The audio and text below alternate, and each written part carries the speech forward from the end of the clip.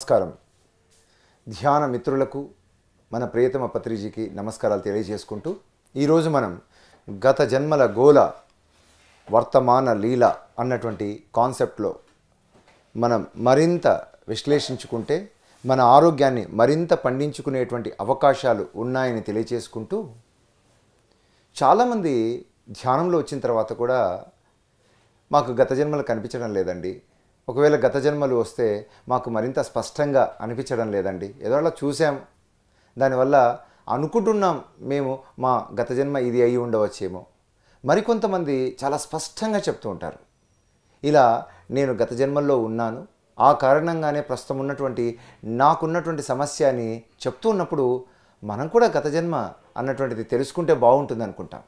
ఒకవేళ ఎంత ప్రయత్నం చేసినా కనిపించకపోతే మిగతా మనకు ఉన్నటువంటి దారులు ఉన్నాయి కదా, కొంతమంది తాళపత్ర గ్రంథాలని, కొంతమంది ఆస్ట్రాలజర్స్ చెప్పేటువంటి వాటితో తమను తాము సర్దిపుచ్చుకుంటుంటారు. ఈ గత జన్మలు అనేటువంటివి మనము తెలుసుకోవాల్సినటువంటి అవసరం ఉందా అంటే అందరికీ అవసరం లేకపోవచ్చు. ఎందుకంటే ప్రస్తుతం ఉన్నటువంటి విషయాల్లోనే తలమునకలు అవుతుంటే ఇక గతంలో ఉన్నటువంటి విషయాలు భారం కావా అన్నటువంటి ప్రశ్న చాలామందికి అనుమానం అనేటువంటిది కలుగుతూ ఉంటుంది.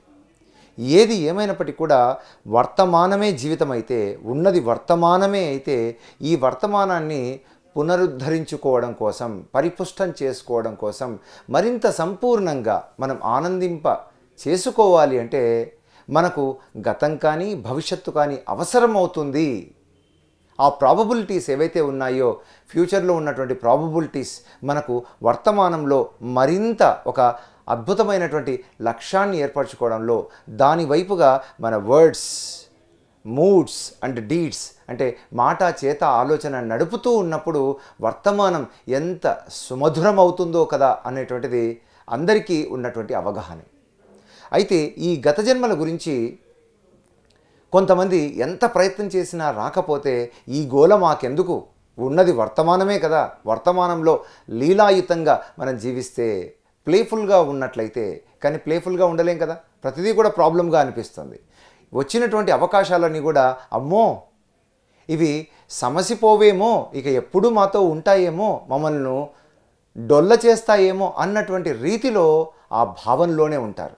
ఎప్పుడైతే వర్తమానం అనేటువంటిది ఒక లీలలాగా మనం చూడాలి అనేటువంటి స్పృహ మనకు గత జన్మలు అందిస్తాయన్నటువంటివి మన పురాణాల్లో చూసిన, లేకపోతే ఇతిహాసాల్లో చూసిన, అలాగే మన ఉపనిషత్తులో చూసిన, వేదాల్లో చూసిన అంతా కూడా మనకు అర్థమయ్యేటువంటి విషయం ఇదే. గతం అనేటువంటిది మనకు ఒక ఊత కావాలి, అంటే ఆ గతం అనేటువంటిది మనకు ఒక ఆధారం కావాలి. ఏ విధంగా, చూడు నేను ఎంత గొప్పగా జీవించాను, ఎంత గొప్పగా నాకు అనుభవాలు వచ్చాయి కదా, ఏది కూడా శాశ్వతం కాదు కదా, ప్రతిదీ కూడా తాత్కాలికమేనే, ఉన్నటువంటి సమస్యలన్నీ కూడా, ఈ సమస్యలు నేను ఏ విధంగానైనా కూడా నేను కొంత ప్రయత్నం చేస్తేనే అంత బాగా రాణించానే, దాన్ని ఎదుర్కొనగలిగానే, ఇంకా పూర్తిగా ఉంటే, పూర్ణంగా మనం ఈ వర్తమానాన్ని వినియోగించుకుంటే అన్నది ఎప్పుడైతే మనకు ఆ పరిపూర్ణమైనటువంటి జ్ఞానం కలుగుతుందో లీలలాగా అనిపిస్తుంది. ఏదైతే గోల అనుకున్నామో, ఒకసారి గత జన్మల గురించి మాట్లాడుతున్నటువంటి ఒక మాస్టర్ ఏం చేశారంటే, అంటే ఒక ట్రైనర్ మాస్టర్ అందరికి కూడా శిక్షణ ఇచ్చి ఏ విధంగా గత జన్మల్లోకి తీసుకొని వెళ్ళాలని బ్రయాన్ వీస్ కానీ, లేకపోతే మోరిస్ నెథర్టన్ కానీ, వీరందరూ చెప్పినటువంటి ఆ జ్ఞానాన్ని అందరికీ నేర్పిస్తున్నటువంటి వ్యక్తి, చాలా ప్రాచుర్యంలోకి వచ్చినటువంటి వ్యక్తి ఒక టీవీ ఛానల్కి వచ్చాడు. టీవీ ఛానల్కి వస్తే సరే కూర్చున్న తర్వాత గత జన్మల గురించి చాలా గొప్పగా చెప్తున్నారు. నేను గత జన్మల్లో ఇలా ఫలానా ఇది చేశాను, రాణి రుద్రమదేవో, లేకపోతే నేను గాంధీ శిష్యుణ్ణి, లేకపోతే ఇంకొక లాహిరి మహాశయ యొక్క ప్రథమ శిష్యుణ్ణి, ఇలా చెప్పుకుంటూ ఉన్నటువంటి అతన్ని, సరే అండి మీరు గత జన్మల్లోకి వెళ్ళి చూడగలుగుతున్నారు కదా, చెప్పగలుగుతున్నారు కదా, మీరు మా ఇప్పుడు షూటింగ్ జరుగుతున్నది 5th ఫ్లోర్, మీరు వచ్చినప్పుడు ఫస్ట్ ఫ్లోర్లో దాదాపు ఒక 15 మినిట్స్ కూర్చున్నారు, అది మీ గతమే.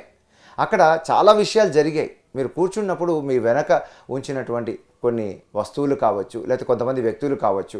ఎందుకంటే ఇక్కడున్నటువంటి విషయాలు, నిన్న మొన్న జరిగినటువంటి విషయాలు గుర్తు తెచ్చుకోవడమే చాలా కష్టమైతే, మీరు గత జన్మల్లో కూడా తీసుకొని వెళ్ళేటువంటి వారు కదా, గత జన్మల్లో జరిగినటువంటి విషయాలను చాలా ప్రస్ఫుటంగా కనిపిస్తున్నాయి అని అన్నారు కదా. సరే, మీ గతమే ఈరోజే దాదాపు ఒక అరగంట ముందు జరిగినటువంటిది, దానిలోకి వెళ్ళి అక్కడ మీరు మాతో మాట్లాడుతున్నారు, కానీ వెనక జరుగుతున్నటువంటిదంతా మీ అనుభవమే కదా, మీ లోపల ఉన్నటువంటి మీకు సంబంధించిందే కదా.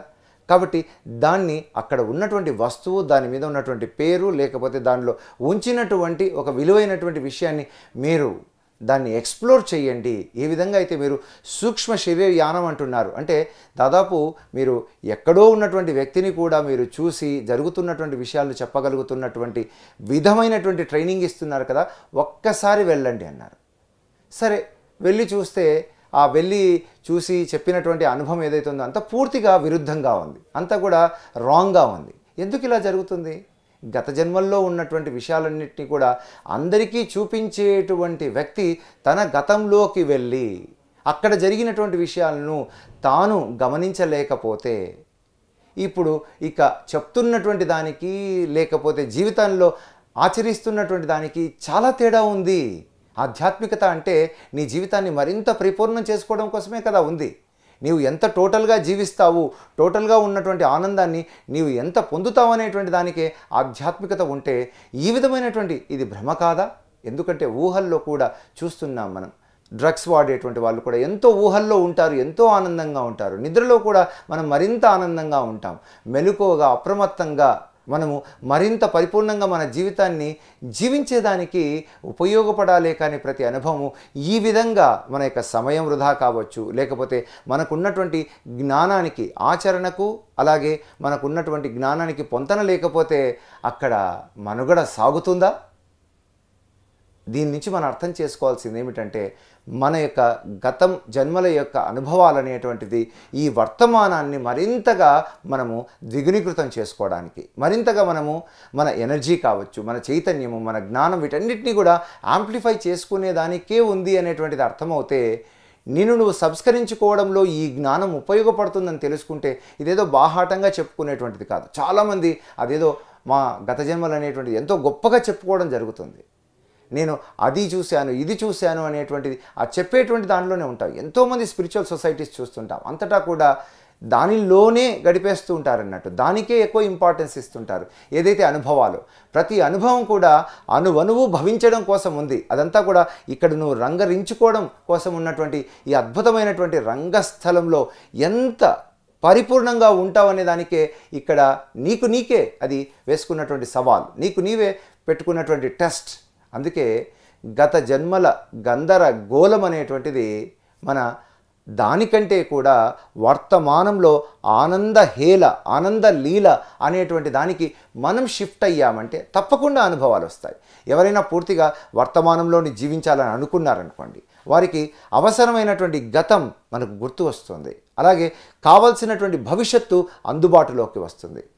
Leave totally in the present moment అనేటువంటిది ఎందుకు చెప్పారంటే నీ గతం యొక్క అనుభవాలు ఎప్పుడూ కూడా నీకు అవసరమే. ఎందుకంటే దానిలో ఉన్నటువంటి ప్రత్యేకంగా వాటిని గుర్తుపెట్టుకోవాల్సిన అవసరం లేకుండా దానిలో ఉన్నటువంటి సారం నీవు సర్వేశ్వరుల్లా ఈ వర్తమానంలో జీవించేదానికి ఉపయోగపడుతుంది. ఉదాహరణకు ఒక కెమెరామాన్ ఉన్నారు, తాను చేసినటువంటి ఎన్నో ప్రోగ్రామ్స్ను ఒక్కసారి మెమరైజ్ చేసుకోవడం ద్వారా ఇక్కడ నేను మరింతగా నేను ఏదైతే పొరపాట్లు చేశానో అవి మళ్ళీ జరగకుండా ఇప్పుడు నేను మరింత అప్రమత్తంగా ఉండాలి, అవేర్గా ఉండాలన్నటువంటి ఆ స్పృహలో ఉంటారు, ఆ ఎరుకలో ఉంటారు. అంతే కదా, ఎంత ఎరుక ఉంటే అంత వెంకటేశ్వరత్వం ఏడుకొండల వాడి తత్వం అన్నట్లుగా టోటల్గా ఉన్నప్పుడు అక్కడ ప్లేఫుల్గా అనిపిస్తుంది. నా సామర్థ్యాన్ని పూర్తిగా వాడుతున్నాను, నా శక్తియుక్తులన్నింటినీ కూడా నేను రంగరింప చేయగలుగుతున్నాను అన్నప్పుడు అక్కడ వచ్చినటువంటిది అంతవరకు ఆ అనుభవం గతంలో లేకపోవచ్చు, కానీ వర్తమానంలో నూతనంగా ఉన్నటువంటి ఆ అనుభవంలో టోటల్గా ఉన్నప్పుడు వినూత్నంగా విశిష్టంగా మనము అక్కడ ఉండగలగడం అనేటువంటిది వీలవుతుంది. కాబట్టి వర్తమానంలో ఉన్నటువంటి ఆనందలీల మనకు ఎంతో ఆ కిక్ అనేటువంటిది అందిస్తుంది. మనందరికీ తెలిసినటువంటి ఒక విషయం, నీవు ఈ శరీరాన్ని వదులుతున్నప్పుడు ఏదైతే నీకు చివరి ఆలోచన ఉందో ఆ ఆలోచననే నువ్వు కంటిన్యూ చేస్తావు. ఉదాహరణకు నువ్వు కింగ్ లాగా జీవించి ఉండవచ్చు, కానీ నీవు శరీరాన్ని వదులుతున్నప్పుడు ఒక పాపర్ లాగా, ఒక బెగ్గర్ లాగా అర్థిస్తున్నటువంటి ఆ విధంగా ఉందనుకోండి. కింగ్ కాస్త బొంగులాగా ఉన్నాడు అనుకోండి ఆఖరి క్షణంలో. తర్వాత చూసేటువంటి జీవితం అది స్వర్గం కావచ్చు, లేకపోతే తర్వాత జీవితం కావచ్చు, లేకపోతే ఏదీ కాకపోవచ్చు. నీ స్థితి ఎలా ఉంటుందంటే నువ్వు ఎంత గొప్పవాడు అయినప్పటికీ చివరి క్షణంలో ఎలా ఉన్నావు అనేటువంటి దానిపైన ఆధారపడి ఉంటుంది. అయితే ఎప్పుడు ఆ చివరి క్షణమో చాలామందికి 99% తెలియదన్నట్టు. ఓన్లీ ఆ జ్ఞానులు శరీరాన్ని ఇచ్ఛామరణంతో దాన్ని వదిలేటువంటి వారికి మాత్రమే ఆ అవకాశం ఉండవచ్చేమో.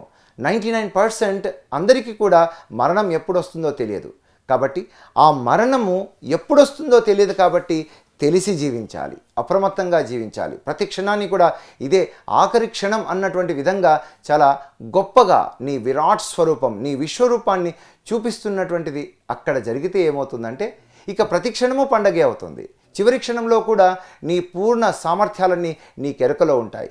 శరీరం వదిలిపెట్టవచ్చేమో, శరీరం లేకున్నా కూడా నీ సామర్థ్యాలన్నీ అందరికీ అందుబాటులో ఉంటాయి. అందుకే అంటారు మనసు తలుచుకుంటే ఎంత దూరమైనా ఎక్కడికైనా వెళ్ళగలుగుతుంది అనేటువంటిది. ఇక మనసు దాటినటువంటి ఇంకా మనలో ఉన్నటువంటి ఆ శక్తియుక్తులందరికీ ఒకవేళ శరీరం వదిలిపెట్టిన మరణం పేరుతో అందరికీ అందుబాటులో తప్పకుండా ఉంటాయి కదా. అందుకే నేను అంటాను వర్తమానంలో ఉన్న ఆనంద లీలను మనం ఎప్పుడైతే అనుక్షణము మనము పొందుతూ ఉంటామో మనకు ప్రతి క్షణం కూడా మరింత పర్వదినంలాగే అనిపిస్తుంది. ప్రతి క్షణం కూడా మనకు పరమ లాభంలాగానే మనకు కనిపిస్తుంది.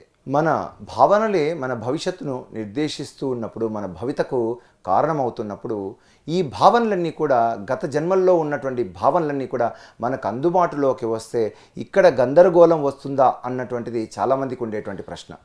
ఇప్పుడున్నటువంటి మగడితోనే చాలా కష్టపడుతున్నాము.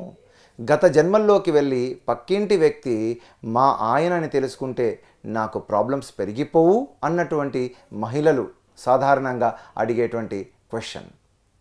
అలాగే గత జన్మల్లో వెళ్ళి అక్కడే ఇరుక్కొని పోతే మళ్ళీ తిరిగి రాకపోతే ఇప్పుడున్నటువంటి సమస్యలే బాధిస్తున్నాయి, ఇంకా మరిన్ని సమస్యలు తలెత్తవు అనేటువంటిది కూడా చాలామంది అడిగేటువంటి ప్రశ్న. ఇది ఎలా ఉంటుందంటే హైందవం చెప్పింది కర్మ సిద్ధాంతాన్ని, పునర్జన్మ సిద్ధాంతాన్ని నీవు విశ్వసిస్తే, అనుభవంలోకి తెచ్చుకుంటే నీవు నిజమైన హిందువు. అంటే అందరూ కూడా ఎలా అయితే దేవుడు అంటే మాకు ఇష్టమండి, దేవుణ్ణి మేము వరాలు కోరుకుంటాము, అమ్మమ్మో దేవుణ్ణి చూడము ఏమవుతుందో ఏమో, ఒకవేళ దేవుడు దిగి వచ్చినా కూడా ఇతను నకిలీ స్వామేమో అనేటువంటి విధంగా ప్రస్తుతం చాలామంది భావనలు కూడా ఉంటాయి.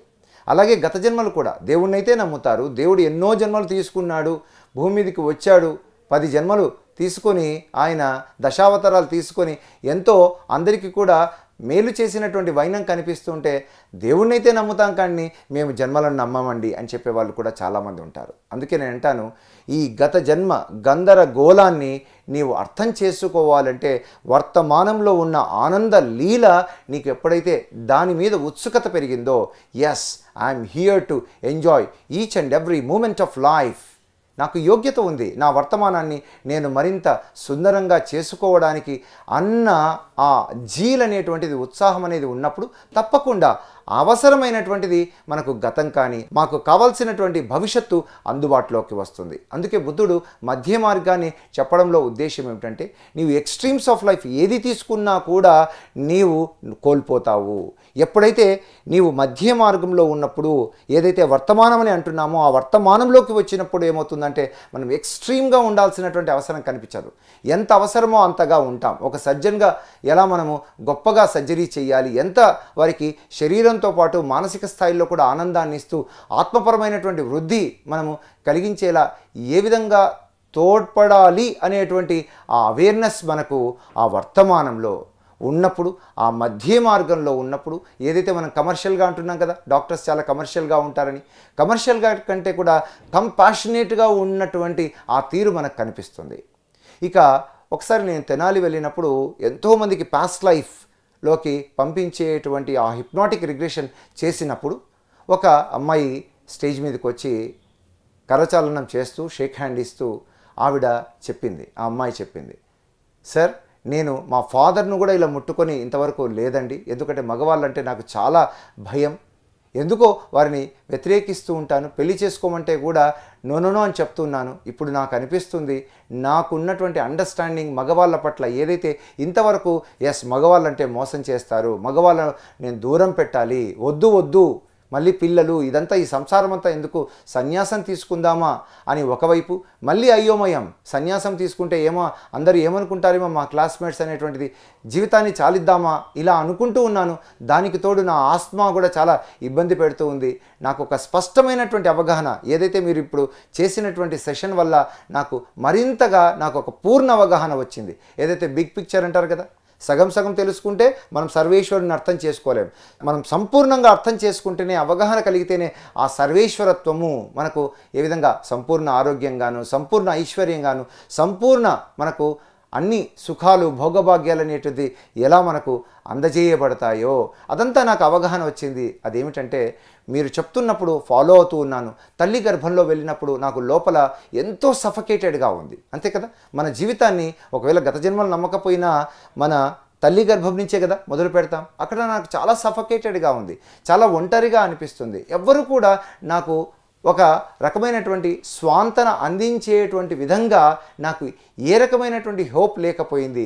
అందుకే అంటుంటారు, గర్భస్థ దశలో తల్లి లోపల ఉన్నటువంటి బిడ్డడితో మాట్లాడాలి. ఏ విధంగా అయితే అభిమన్యునికి తన తల్లి ఏ విధంగా తను మాట్లాడగలిగిందో ఆ రకంగా నీవు సంభాషిస్తే, అది కూడా మనం అక్కడి నుంచి రెస్పాన్స్ రాకపోవచ్చు మాటల రూపంలో, కానీ ఫీలింగ్స్ రూపంలో, ఎమోషన్స్ రూపంలో, మనకు భావన రూపంలో తల్లికి కూడా అందుతాయి.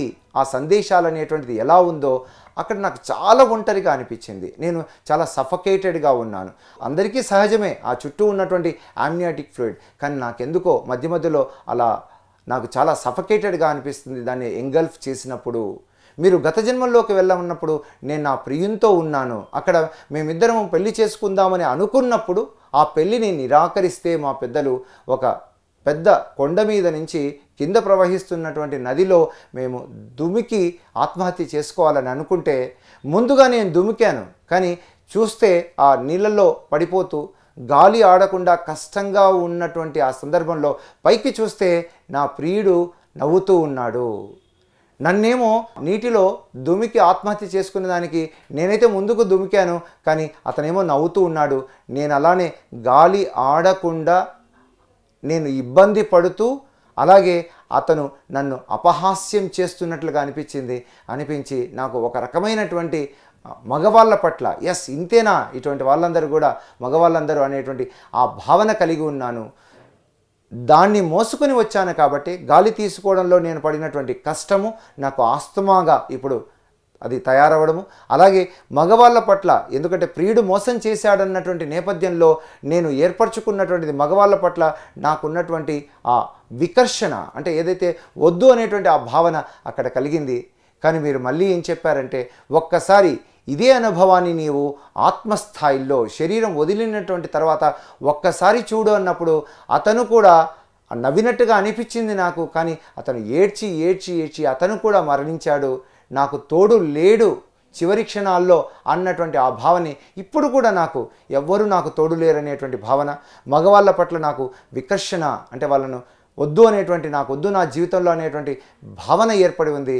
ఎప్పుడైతే మీరు ఇది చూపించారో, ఎస్ నేను ఏర్పరచుకున్నటువంటి చివరి క్షణంలో ఏర్పరచుకున్నటువంటి ఆ నెగిటివ్ భావనలు ఏవైతే ఉన్నాయో, ఆ బాధ ఏదైతే ఉందో దాన్ని నేను ఇక్కడికి మోసుకొని వచ్చాను కదా.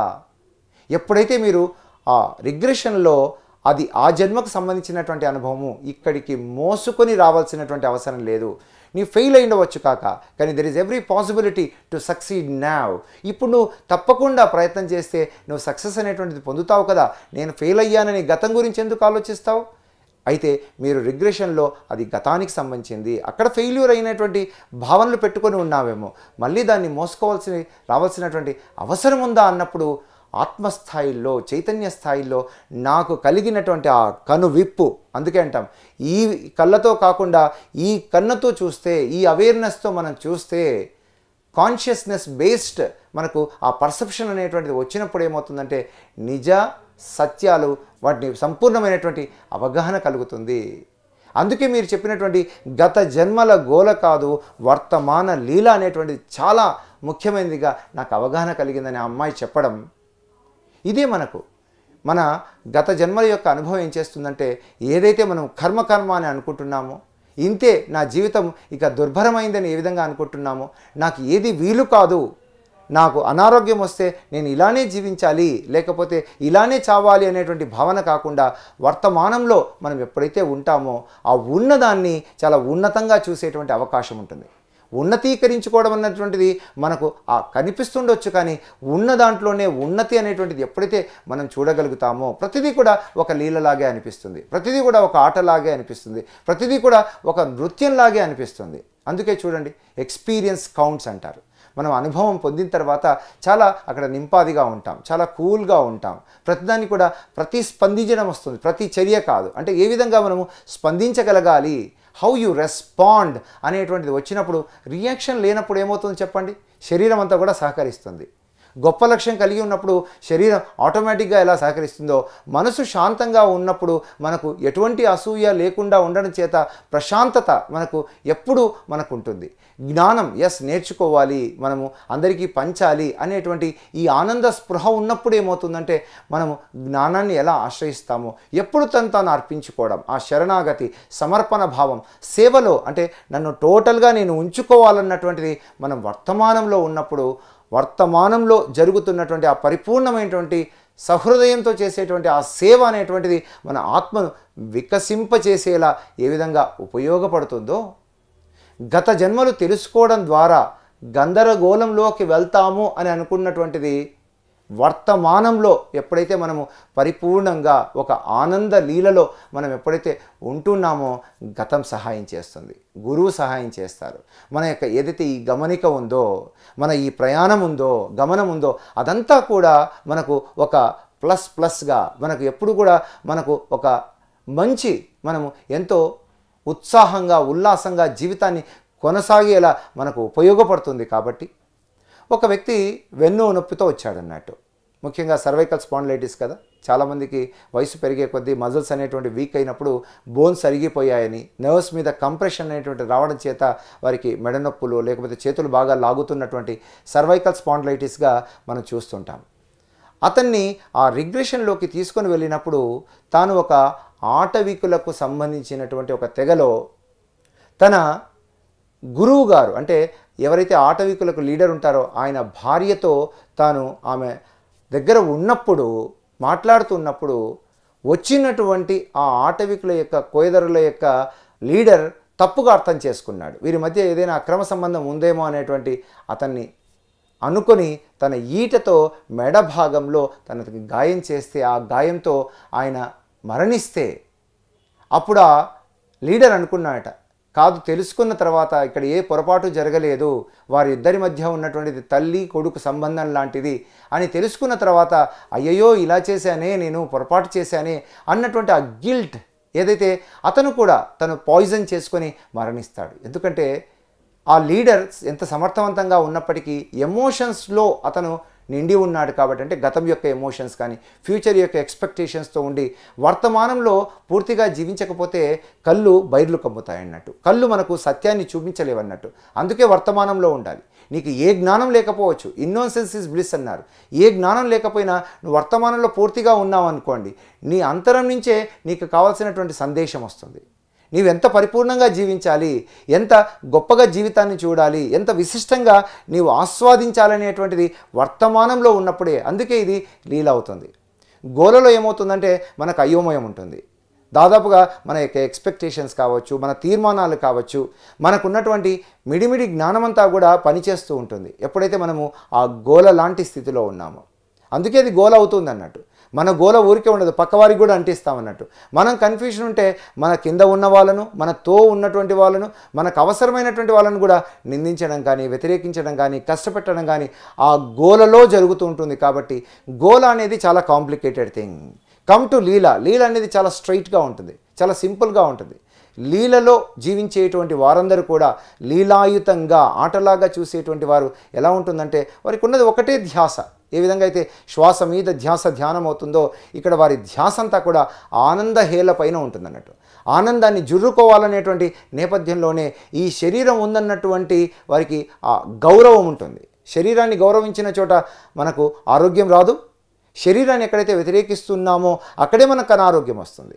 శరీరం సుందరంగా లేకపోవచ్చేమో, కానీ నీవు చాలా ప్రత్యేకంగా విశిష్టంగా చూస్తున్నావు అనుకోండి, దాన్ని ఎంతో గౌరవంతో చూస్తున్నప్పుడు నీకు అవసరమైనటువంటి పని చేయడానికి నేను ఎల్లప్పుడూ ఉంటాను, నీ పని అయ్యేంత వరకు అన్నటువంటిది ఒక స్నేహితుల్లాగా దేహం ఉందనుకోండి, బాడీ ఉందనుకోండి, అదే కదా ఆరోగ్యం అంటే. నీవు జ్వరం లేకుండా ఉండడము, లేకపోతే కాలు నొప్పులు లేకుండా ఉండడం కాదు కదా ఆరోగ్యం అంటే.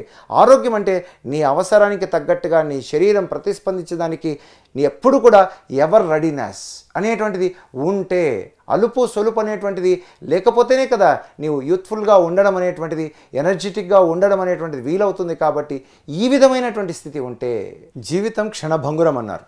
కాబట్టి మన ఆఖరి క్షణంలో మనకున్నటువంటి భావనలు ఎలా ఉన్నాయో మన మరు జీవితాన్ని నిర్దేశిస్తుంది. కాబట్టి ప్రతి క్షణం కూడా పరిపూర్ణంగా జీవిస్తుంటే ఎప్పుడు మరణం ఏ క్షణంలో వస్తుందో తెలియదు. కాబట్టి 99% ఆఫ్ ది పీపుల్కు జీవితం చాలా సుందరంగా ఉండాలంటే, జీవితం ఒక ఆటలాగా పాటలాగా ఉండాలంటే ఈ క్షణాన్నే పూర్తిగా మనం జీవిస్తున్నాం అనుకోండి, అందుబాటులోకి మనకు గతము భవిష్యత్తు కూడా అవసరమైనటువంటి మోతాదుల్లో వస్తున్నప్పుడు ఎలా ఉంటుందంటే మనకు ఒక లక్ష్యం ఉంటుంది. Yes, I have to do this in the future. చాలామంది అనుకుంటారు మనము వర్తమానంలో ఉంటే, పూర్తిగా ఉంటే, భవిష్యత్ అనేటువంటి పట్ల మనకు ప్లానింగ్ లేకపోతే నేను ఈ విధంగా వృద్ధి చేయాలి పిఎంసిని, లేకపోతే నా బ్రాండ్ని ఈ విధంగా ఎస్టాబ్లిష్ చేసుకోవాలి, లేకపోతే అందరికీ కూడా ఒక కాల పరిమితిలో నేను 2030కి ఇది తప్పకుండా తీసుకొని రావాలి అనేటువంటి ఈ లక్ష్యం అనేటువంటిది లేకపోతే ఏం జీవితం అండి?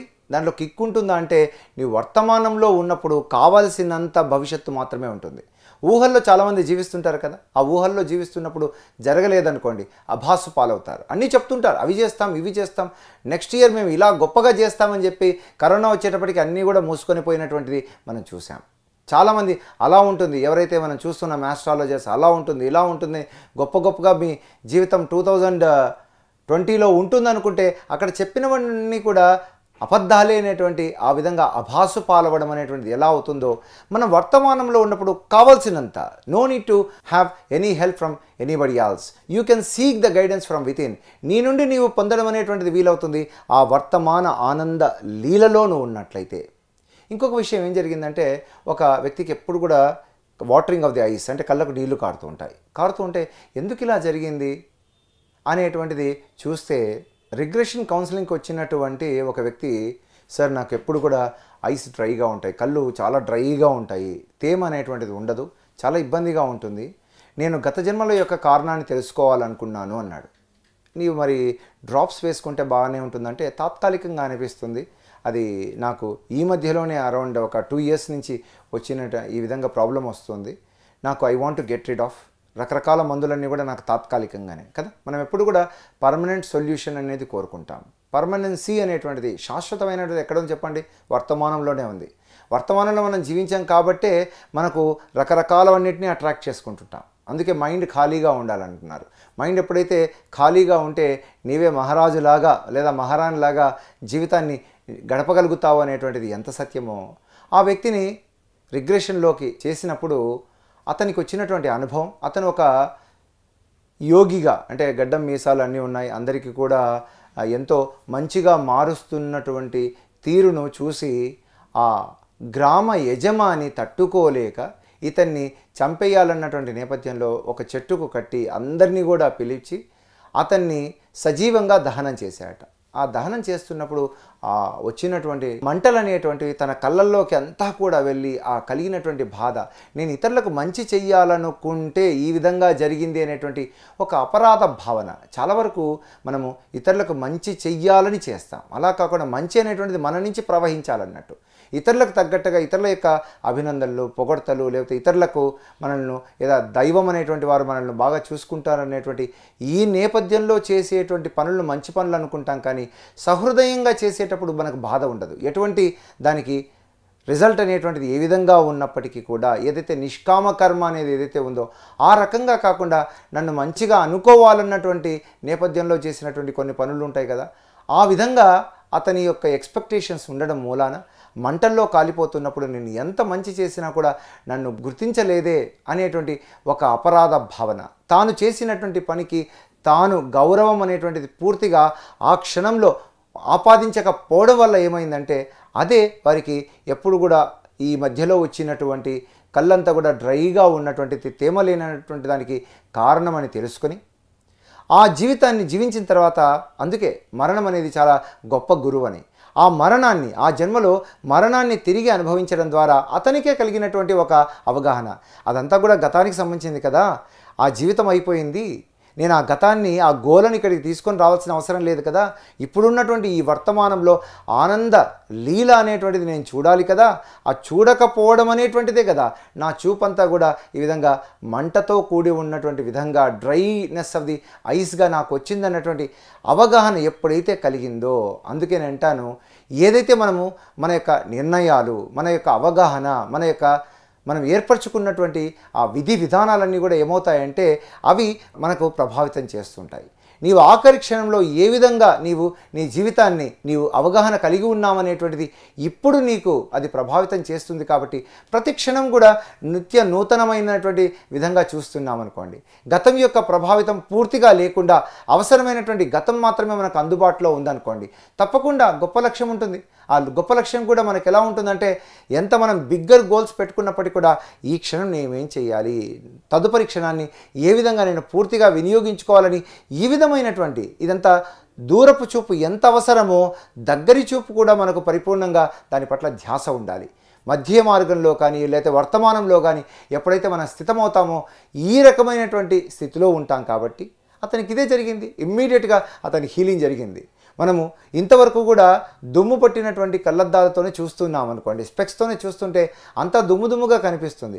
చేయవలసింది దుమ్ము దులపడమే, ఇక్కడ దృష్టి కాదు. ఇక్కడ ఆ దుమ్ము దులిపినటువంటి మా రిగ్రెషన్ అనుభవం అనేటువంటిది గత జన్మల్లో నుంచి ఆ గోలను కంటిన్యూ చేస్తున్నదంతా కూడా ఎప్పుడైతే తుడిచిపెట్టుకొని పోయిందో ఈ వర్తమానంలో మరింత స్థితమవుతూ ప్రతి క్షణాన్ని కూడా ఆనందంగా చూడడం అన్నటువంటి అవగాహన పెంపొందుతుంది. కాబట్టి మనము ఆనందపరమైనటువంటి లీలలో జీవించాలి అంటే వర్తమానంలో జీవించాలి. మనం వినే ఉంటాం, back to the present moment is bliss అన్నారు. మనకి ఎప్పుడైనా కానీ ఆలోచనలు అటు ఇటు వెళ్తున్నాయి అనుకోండి, గతం గురించి లేకపోతే భవిష్యత్తు గురించి వస్తుంటే వర్తమానానికి ఇమ్మీడియట్గా స్విచ్ కావాలి. దానికి స్విచ్ అయ్యేటప్పటికి, దాని లోపలికి వచ్చేటప్పటికి మన సామర్థ్యం పెరుగుతుంది. మనకున్నటువంటి కష్టం కూడా మనకు అది కష్టంలాగా అనిపించదు, మనకు ఇష్టం అవుతుంది. చాలామంది కష్టాన్ని కూడా ఇష్టంగా భావించి అంటారు, కానీ భావనలో లేదు, నువ్వు రావడంలో ఉంది. నువ్వు ఎప్పుడైతే ఈ వర్తమానంలోకి వస్తావో అప్పుడు నీ సామర్థ్యం కూడా అందుబాటులోకి వస్తుంది. ఎస్, ఐ కెన్ డూ అనిపిస్తుంది. లేకపోతే I cannot do, it is highly impossible, నాకు ఇది వీలు పడదు అనేటువంటి భావనలు ఎందుకు వస్తాయంటే గతము లేదా భవిష్యత్తుల్లోనే ఎక్కువ సమయం నిన్ను గడుపుతూ ఉండడమే. ఎప్పుడైతే నీ వర్తమానంలోకి వస్తావో, ఈ ఆనంద లీలాతత్వంలోకి వస్తావో, నీకు ఇంకా మోర్ ప్రాబ్లమ్స్ తీసుకుంటావు. చూడండి, చాలామంది గొప్ప వాళ్ళందరూ కూడా చాలా ప్రాబ్లమ్స్ను ఛాలెంజెస్గా తీసుకుంటారు. ఐ విల్ డూ ఇట్, నేను కాకపోతే ఇంకొకరు ఎవరున్నారు చేయడానికి అనేటువంటి ఈ భావన వస్తుంది. ఇతరుల యొక్క జీవితాల్లో నేను వారి విలువలను పెంచేదానికోసం adding value to others lives అనిపిస్తుంది. ఇలా పంచుకోవడంలోనే ఆ పరమాత్మతత్వం ఉందనిపిస్తుంది. ఇక్కడే లోకలైజ్ అవ్వడం కాదు, ఇక్కడే ఫోకలైజ్ అవ్వడం కాదు, మనమంతా కూడా జనరలైజ్ అవుతాము, అందరికి కూడా అందుబాటులోకి వస్తాము. ఈ అందుబాటులో ఉండేటువంటి ఆ సామర్థ్యాలన్నీ కూడా మనకు వర్తమానంలో ఉన్నాయి. ఎవరైనా మహనీయులని ఎవరైనా చెప్పారో, ఎవరైతే శ్రేయోభిలాషులు, శ్రేయోభిలాషులను ఎవరైతే ఉన్నారో, ప్రగతిని సాధించారో, వారందరూ కూడా వర్తమానంలో ఎక్కువ కాలం గడిపినటువంటి వారే. వర్తమానంలో ఉన్నప్పుడు ఏమనిపిస్తుందంటే I lived my life totally అనిపిస్తుంది. నేను చాలా మ్యాక్సిమంగా చూసేశాను, ఇక చూసినటువంటి వాడిని నెక్స్ట్ ఒకవేళ లోకం ఉంటే చూస్తాను, లేకపోతే అందరికీ అందుబాటులో ఉంటాను.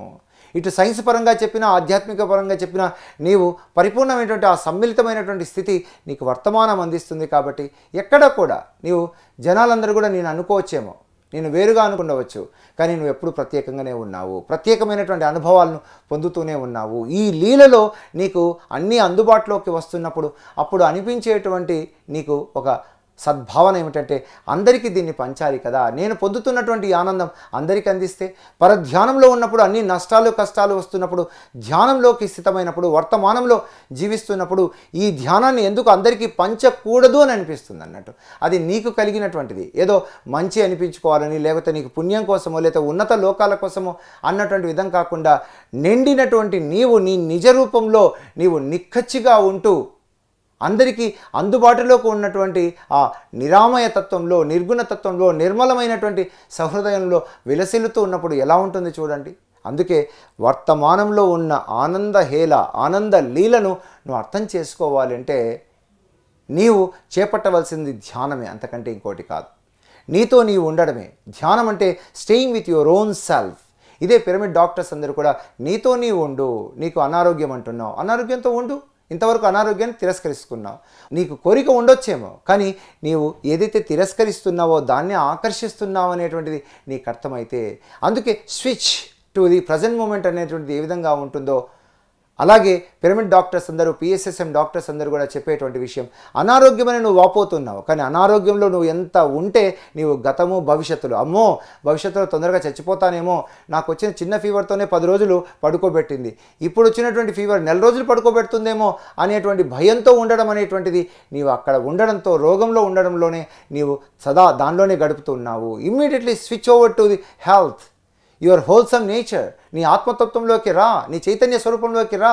ధ్యానం అనేటువంటిదే కదా. శ్వాసను ఎలా పట్టుకుంటే, ఏదైతే నీవు స్నేహితుడన్నా లేకపోతే బంధువులన్నా నీ పిల్లలన్నా వీరందరూ నీతో ఉండరే. నీ శ్వాస నీతో పుట్టిన దగ్గర నుంచి చివరి వరకు ఉన్నప్పుడు, దాన్ని పట్టుకున్నప్పుడు, దాన్ని నీవు గమనించినప్పుడు నీవు దగ్గర కావా అని ప్రశ్నిస్తుంది, అందరికీ కూడా విన్నపించుకుంటూ ఉంది. ఎప్పుడైతే మనం మనతో staying with our own self అనేటువంటిది ఎప్పుడైతే వస్తామో, మనకు ప్రతిదీ కూడా ఒక ఆనంద లీలలాగా కనిపిస్తున్నప్పుడు ఆరోగ్యం అనేది రాదు. అలసత్వం లేకుండా ప్రద్దాన్ని ఆనందించగలిగినటువంటి సామర్థ్యం మనలో మరింతగా పుణికిపుచ్చుకోము.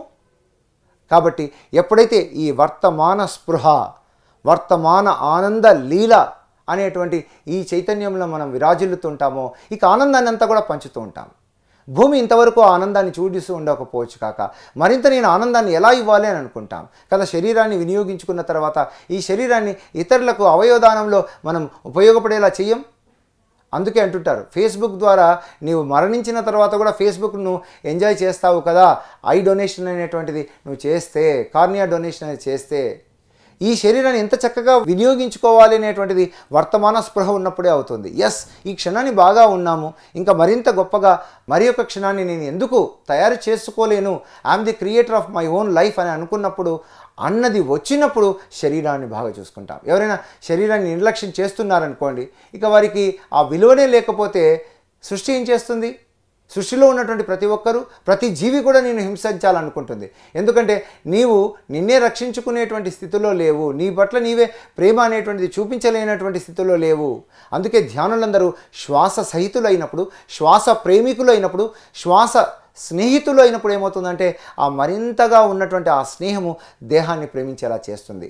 దేహాన్ని నడుపుతున్నటువంటి మనస్సు కూడా మరింత దగ్గర అవుతాం.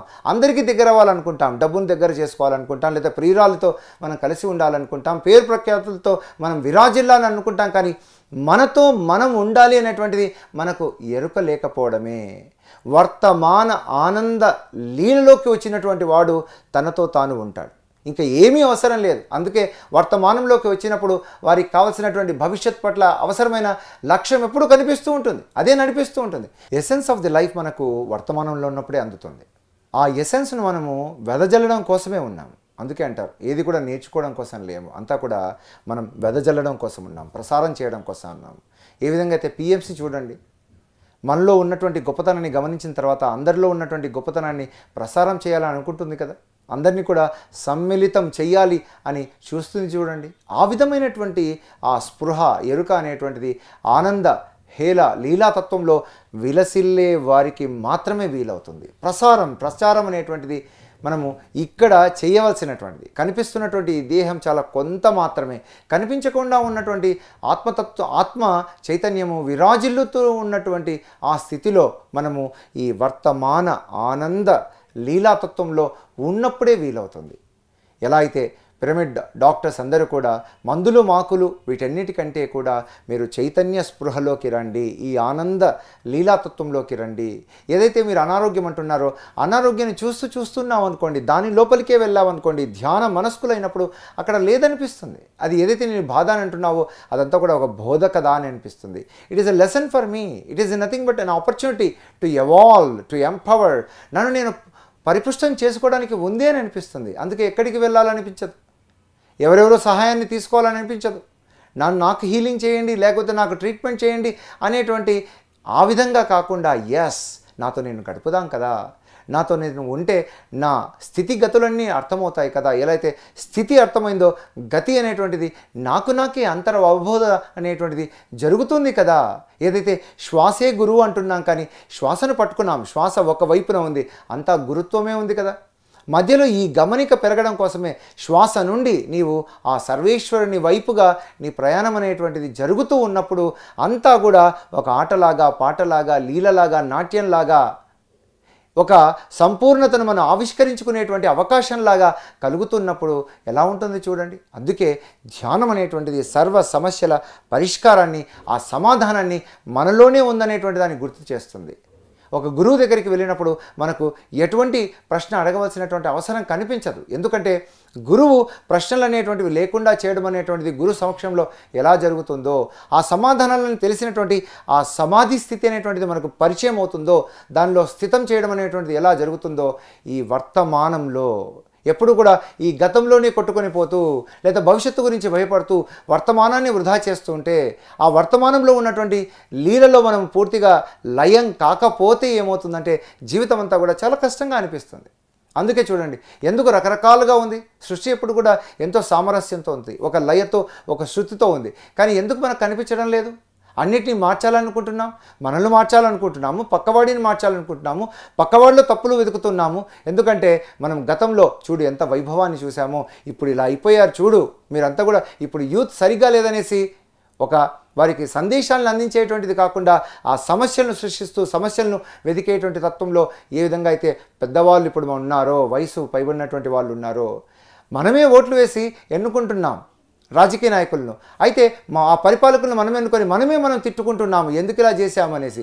మనం చేసినటువంటి పని మనకెందుకు ఆమోదయోగ్యంగా లేదో, ఆరాధించేటువంటి తత్వంలో ఎందుకు లేదు అంటే మనతో మనం ఉండలేకపోతున్నాము. మనతో మనం ఉండడం అనేటువంటిది వర్తమానం అనేటువంటి ఒక చిన్న మార్గం ద్వారానే, చిన్న ద్వారం ద్వారానే వీలవుతుంది. కాబట్టి everybody has to master how to excel in the present moment. ఆ వర్తమానంలోకి వచ్చేటప్పటికి మనకు అన్ని శక్తియుక్తులు వచ్చేస్తాయి. నేను సర్జన్గా ఉన్నాను, నేను ఇంకా మరింతగా నేను చదివాను, బెయిలీ అండ్ లవ్ సర్జరీ చదివాను. దానిలో ఉన్నదానికంటే కూడా ఇంకా నేను ఎంత గొప్పగా సర్జరీ చేయాలని ఆలోచిస్తూ ఉంటాను. ఆటోమేటిక్గా జరుగుతూ ఉంటుంది, ఆవిష్కరింపబడుతుంది. అందుకే అంటారు పర్పస్ ఆఫ్ లైఫ్ అనేటువంటిది ఏదో తెలుసుకోవడం లేదు, నువ్వు ఆవిష్కరించుకోవడంలో ఉన్నట్లుగా అక్కడ చేసేటువంటి ఆ సర్జరీ. నీ జ్ఞానం ఉండొచ్చేమో, ఆ గతం యొక్క జ్ఞానం ఏ విధంగా సర్జరీ చేయాలని. కానీ ఇప్పుడు వర్తమానంలో ఉన్నప్పుడు మరింతగా నీవు ఎంత అప్లై చేస్తున్నప్పుడు ఎంత గొప్పగా నీవు ఉపయోగకరంగా ఉంటావో. ఏదైనా అంతే, వంట చేస్తున్నా అంతే కావచ్చు, సంసారం చేస్తున్నా అంతే కావచ్చు, లేకపోతే నువ్వు ప్రజాపాలకుడిగా ఉండవచ్చు. ఏది ఏమైనప్పటికీ ఆ కమింగ్ టు ద వర్తమానం. ఒకవేళ ఈ అవగాహన లేదనుకోండి, దేహంతో ఉండండి. దేహంతో ఉన్నా కూడా వర్తమానంలోకి వస్తాం. లేదా ఆలోచనలను గమనిస్తూ ఉండండి. ఎలా అయితే బుద్ధుడు చెప్పాడు కదా, సాక్షిగా చూస్తూ ఉండమని. అలా చూస్తున్నప్పుడు గతంలో కొట్టుకొని పోకుండా, భవిష్యత్తు గురించి భయపడకుండా వర్తమానంలో స్టికాన్ కావా? వర్తమానంలో ఉన్నప్పుడు ఇదే కదా జీవితం. వర్తమానంలోనే నీ పూర్తి శక్తియుక్తులు అనేటువంటివి ఉన్నాయనుకున్నప్పుడు ఎవరినో మనం అర్థించడం ఉందా? 7 కొండలు ఎక్కేసి వెంకటేశ్వర స్వామి ఆదుకో, అంతటా దైవం ఉన్నప్పుడు ఇక ఏదో ప్రత్యేకమైనటువంటి పూజలు, జపాలు, వ్రతాలు ఇవి చేయాల్సినటువంటి అవసరం లేదేమో అని అనిపిస్తుంది. అందుకే ధ్యానం అనేటువంటిది అన్నిటికంటే ఒక గొప్ప మనల్ని ఆవిష్కరించుకునేటువంటి అవకాశం అనేటువంటిది ఎప్పుడైతే తెలిసి వచ్చిందో, ఇక అన్ని అనవసరమైన పనులు చేస్తామా? అనవసరం అంతా తెలిసిన తర్వాత ఇక అవసరమైనటువంటి దాంట్లోనే మనం పూర్తిగా లయమవు. ఇదే ఆలయం అంటే, ఇదే దేవాలయం అంటే. ఇక్కడ మనం ఈ లయమవుతున్నటువంటి ఆ వర్తమాన ఈ క్షణంలో ఏమవుతుందంటే అంత ఆనందహేళ, ఆనంద లీలలాగా కనిపిస్తుంది. ఇక ఏం చేస్తాం? ఇంకా ఉత్సాహంతో. ఎందుకంటే ఈ వర్తమానాన్ని చాలా అటెంటివ్గా నేను ఆస్వాదిస్తున్నాను కదా, నెక్స్ట్ వర్తమానం ఎంత గొప్పగా నేను ఆస్వాదించాలని అనుకున్నప్పుడు ఇంకా మోటివేషన్ ఎవరి నుంచైనా అవసరమా? మనమే మోటివేషన్ కదా. ఎలా అయితే మన శ్వాస మనకు గురువు అయిందో, మన దేహమే మనకు దేవాలయంలాగా ఎలా కనిపిస్తుందో, ఇక్కడ మనం ఈ పరిపూర్ణత. అప్పుడు ఏమవుతుందంటే మనము ఇలా చేస్తున్నప్పుడు ఇతరులకు ఆదర్శవంతంగా కనిపిస్తుంది, ఇతరులకు ఒక రోల్ మోడల్గా కనిపిస్తుంది, ఇతరులకు మనం ఒక విశిష్టమైనటువంటి జీవితాన్ని గడిపినట్టుగా అనిపిస్తుంది. ఎవరో అడిగారట, ఏమి రామా నీవు కృష్ణుని లాంటి జీవితాన్ని జీవించలేకపోయావు కదా, అతనేమో ఎంత అష్ట ఐశ్వర్యాలతో, భోగభాగ్యాలతో, అలాగే భార్యలతో ఇలా ఎంత గొప్పగా జీవితాన్ని గడిపితే నీవన్నీ కష్టాలే అనుభవించావు, అలాగే ఒక్క సీతతో నువ్వు ఎంతో తల మునకలైపోయినటువంటి జీవితాన్ని అంటే ఆయన నా జీవితాన్ని నేను పరిపూర్ణంగా జీవించాను అన్నాడట. అక్కడ పరిపూర్ణంగా శ్రీమన్నారాయణుడు జీవితాన్ని జీవించాడు కాబట్టి వాట్ ఈజ్ నెక్స్ట్ అనేటువంటి జరిగిందే, కానీ బెస్ట్ అనేది లేదు. ఎప్పుడు కూడా ఉన్నది బెస్ట్ ఈ మూమెంట్లోనే ఉంది.